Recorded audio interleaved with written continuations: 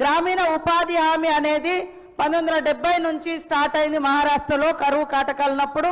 అదేవిధంగా ఇందిరాగాంధీ గారు, పివి నరసింహారావు గారు ఇవన్నీ కూడా కొన్ని జిల్లాల వారీగా రాష్ట్రాల వారీగా చేసి తర్వాత 2004 మేనిఫెస్టోలో కాంగ్రెస్ ప్రభుత్వం అధికారంలోకి వస్తే ఉపాధి హామీ చట్టాన్ని తీసుకొచ్చి పని అనేది ఒక దానంగా కాదు హక్కుగా పొందే విధంగా, అదేవిధంగా చీప్ లేబర్ను తయారు చేసే ఈ వ్యవస్థ నుంచి వాళ్ళు ఒక రైట్గా పని హక్కును పొందాలని ఈ చట్టం తీసుకురావడం జరిగింది.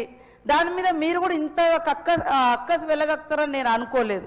ఇంత పని అరే పేరు అరే నామ్ బదలన కాదు, కామ్ ఇవ్వండి ఫస్ట్, పేరు మార్చుడు వీటి అవి కాదు కదా నేను అనేది. మీరు 125 రోజులు పెంచిర్రు, సంతోషం.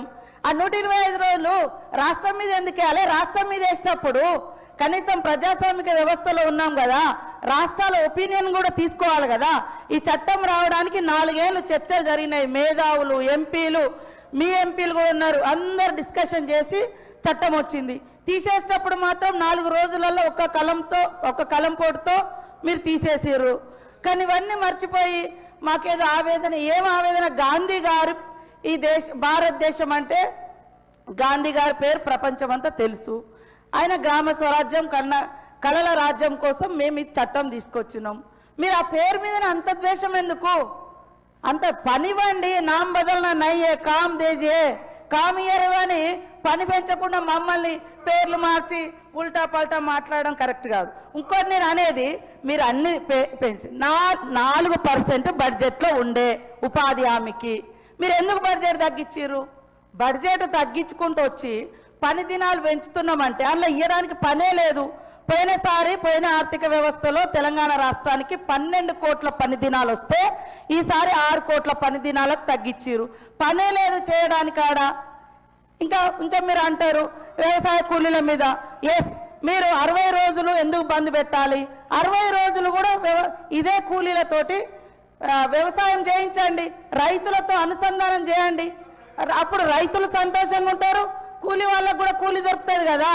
కోత పెట్టడం ఎందుకు అన్నా? మీరు చేసేదంతా ఈరోజు కార్పొరేట్ కంపెనీలకు చీప్ లేబర్ను అందించడం కోసం జరుగుతున్న కుట్ర. పేదోడికి పని దొరకకుంటే అప్పుడు నాకు ఇంత రేటు కావాలి అని అడిగే బేరం ఆడే శక్తి పోతుంది. ఎంత పని దొరికితే అంతకెళ్ళిపోతారు. అప్పుడు ఇవాళ పెద్ద ఎత్తున అటవీ ప్రాంతాలలో మైనింగ్ కోసం విధ్వంసం జరుగుతుంది.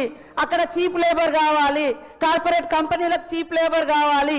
అందుకనే తప్ప నువ్వు రాష్ట్రం మీద భారం మోపేటప్పుడు రాష్ట్రాల ఒపీనియన్ తీసుకోవాలి కదా. నువ్వు ఇస్తావా ఇయ్యవా నీ ఇష్టం. ఇయ్యనప్పుడు నువ్వు మా మీద భారం మోపేటప్పుడు మా అభిప్రాయాలు కూడా, రాష్ట్రం యొక్క అభిప్రాయాలు కూడా తీసుకోవాలి కదా. మీరు రుద్దే అధికారం ఎక్కడిది? అది రుద్దడం అంటే అది ప్రజాస్వామ్యానికే విఘాతం కదా. ఆర్టికల్ 47 ప్రకారం భారత రాజ్యాంగంలో పని కల్పించే హక్కు ఈ ఉపాధి హామీ యొక్క చట్టం రావడంలో ఆర్టికల్ 41 ప్రకారమే మరి ప్రతి ఒక్కరికి కూడా పని కల్పించాలనేటువంటి చట్టానికి ప్రతీకనే ఈ ఉపాధి హామీ చట్టం. కానీ దాని మీద దాడి చేస్తున్నారు. మీకు అంబేద్కర్ నచ్చాడు, మన గాంధీ గారు నచ్చారు, ఇంకెవ్వరు నచ్చారు? మీకు మీరే నచ్చుతారు అదాని అంబానీలు తప్ప మీకు ఏ పేదో నచ్చాడు, ఏ అడవి బిడ్డలు నచ్చారు, ఏ నిరుపేదలు నచ్చారు, ఏ నాయకుడు, ఏ మహనీయుడు నచ్చాడు? ఎవరి కోసమే మరి మీరు చేసేది? ఇదే నా పద్ధతి? ఏ మహనీయుడు కూడా నచ్చారు అయితే ఇంకే ఎవరు? అసలు చరిత్రను మొత్తం తిరగరాస్తున్నారు, ఉల్టా పల్టా చేసి తప్పుడు వక్రీకరణలు చేస్తున్నారు.